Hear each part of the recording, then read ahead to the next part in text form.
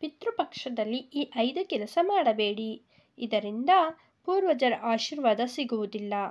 ಈ ವರ್ಷ 2024ರಲ್ಲಿ ಪಿತೃಪಕ್ಷವು ಮಂಗಳವಾರ 17ನೇ ಸೆಪ್ಟೆಂಬರ್ನಿಂದ ಪ್ರಾರಂಭವಾಗುತ್ತದೆ ಮತ್ತು ಅಕ್ಟೋಬರ್ 2ರಂದು ಕೊನೆಗೊಳ್ಳುತ್ತದೆ.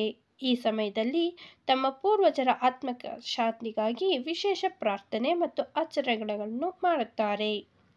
ಪಿತೃಪಕ್ಷದ ಸಮಯದಲ್ಲಿ ಈ ಕೆಲಸಗಳನ್ನು ಅಪ್ಪಿತಪ್ಪಿಯೂ ಮಾಡಬಾರದು. ಮಾಂಸಾಹಾರ ಮತ್ತು ಮದ್ಯ ಸೇವನೆ.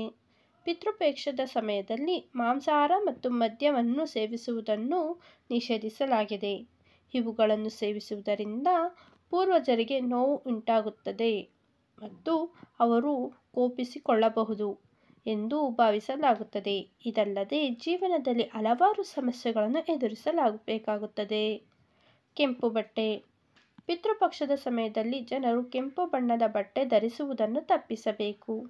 ಕೆಂಪು ಬಣ್ಣವನ್ನು ಕೋಪದ ಸಂಕೇತವೆಂದು ಪರಿಗಣಿಸಲಾಗುತ್ತದೆ ಮತ್ತು ಪೂರ್ವಜರನ್ನು ಕೋಪಗೊಳಿಸಬಹುದು. ಸುಳ್ಳು ಹೇಳಬೇಡಿ.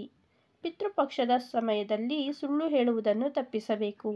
ಸತ್ಯವನ್ನು ಮಾತನಾಡುವುದು ಪೂರ್ವಜರನ್ನು ಮೆಚ್ಚಿಸಲು ಉತ್ತಮ ಮಾರ್ಗವಾಗಿದೆ. ಕೋಪ ಮತ್ತು ಹಿಂಸೆ. ಪಿತೃಪಕ್ಷದಲ್ಲಿ ಕೋಪ ಮತ್ತು ಹಿಂಸೆಯನ್ನು ತಪ್ಪಿಸಬೇಕು.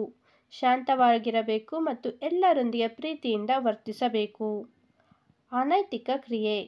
ಪಿತೃಪಕ್ಷದ ಸಮಯದಲ್ಲಿ ಯಾವುದೇ ರೀತಿಯ ಅನೈತಿಕ ಕಾರ್ಯವನ್ನು ತಪ್ಪಿಸಬೇಕು.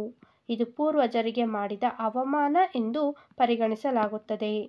ಸ್ನೇಹಿತರೆ, ಇಂದಿನ ಈ ಮಾಹಿತಿ ನಿಮಗೆ ಇಷ್ಟವಾಗಿದ್ದರೆ ದಯವಿಟ್ಟು ಲೈಕ್ ಮಾಡಿ ಮತ್ತು ಚಾನಲ್ಗೆ ಸಬ್ಸ್ಕ್ರೈಬ್ ಆಗೋದನ್ನು ಮರಿಬೇಡಿ. ಮತ್ತೊಂದು ವಿಶೇಷವಾದ ಮಾಹಿತಿಯೊಂದಿಗೆ ಭೇಟಿಯಾಗೋಣ. ಧನ್ಯವಾದಗಳು.